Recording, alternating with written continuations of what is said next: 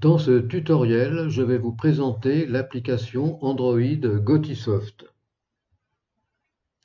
En partie 1, ci-dessus, nous avons ici, en encadré, l'interface principale quand on lance le logiciel ou quand on l'exécute de l'application Android Gotisoft. Si on clique sur un des pavés, au niveau de la fonction 1, fonction 2, fonction 3, fonction 4, 5, 6, 7, 8, 9, 10, on va avoir une réponse du serveur en langage HTML. En langage HTML, pourquoi? Parce que là, ici, c'est le réseau WAN qui est coché. Si par exemple je clique sur sous-sol, au niveau du sous-sol, j'ai paramétré un ballon d'eau chaude électrique, un éclairage avant du jardin et un éclairage arrière du jardin. Donc là, en l'occurrence, si je clique avec mon téléphone ou ma tablette sur laquelle ou lesquels sont installés le système Android Gotisoft, je vais avoir cette réponse du serveur pour le pavé sous-sol ou la fonction 5. Une fois que j'aurai la réponse du serveur, donc là en l'occurrence le ballon est sur off, l'éclairage avant est sur off, l'éclairage arrière est sur off. Si je clique sur On, je vais faire une marche forcée du ballon. Dans ces cas-là, il passera sur On. Si je clique sur On au niveau de l'éclairage avant, je vais allumer l'éclairage avant de la maison. Et ce sera affiché On au lieu de Off ici. Si je clique sur On au niveau de l'éclairage arrière, je vais donc allumer l'éclairage arrière de ma maison et le Off va passer en On. Si je clique sur la fonction 10, qui en l'occurrence, dans ce cas-là, correspond au radiateur qui se trouve en haut de la maison.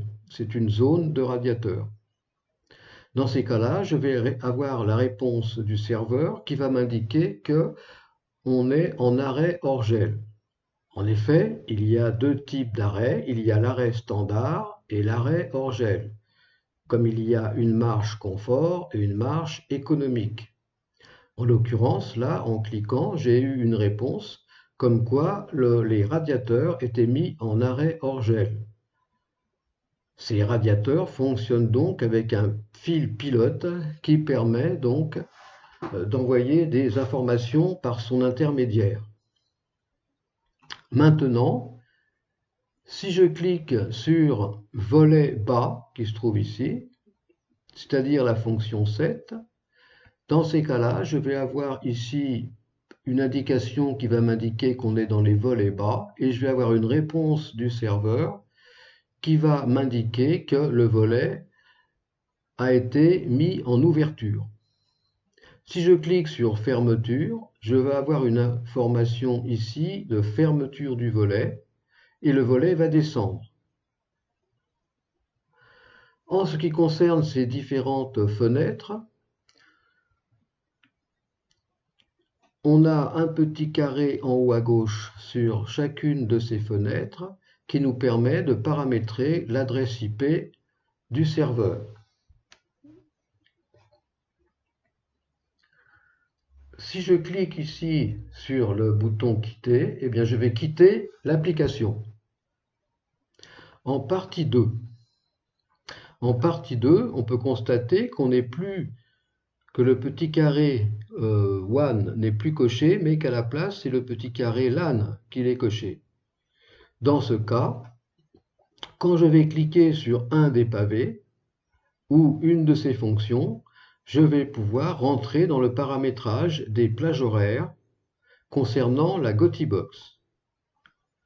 Cette Gotibox nous permet de paramétrer 3 plages horaires par serveur,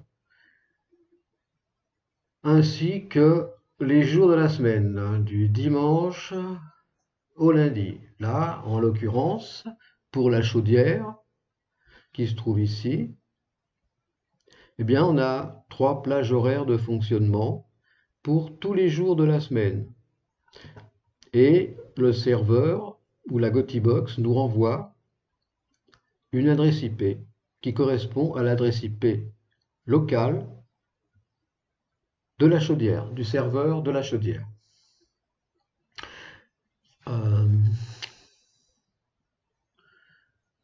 Sur la partie droite, dans cette partie-là, on s'aperçoit que la case à cocher prog plage est cochée. À partir du moment où cette partie sera cochée, on va pouvoir, ici, dans cette partie-là, rentrer l'heure à laquelle on voudra que la chaudière se mette en marche confort ou en arrêt écho, mode écho. Donc, si on rentre par exemple 7 heures ici et qu'on clique sur marche, la chaudière va nous répondre au niveau de la Gotibox que la plage 1, au niveau de sa marche, sera 7 heures. Si on clique sur val arrêt et qu'on met ici l'heure d'arrêt, la chaudière va nous répondre ici arrêt à telle heure. Ici, val marche 2, c'est pour la marche de la plage 2, position confort pour la chaudière de la plage 2.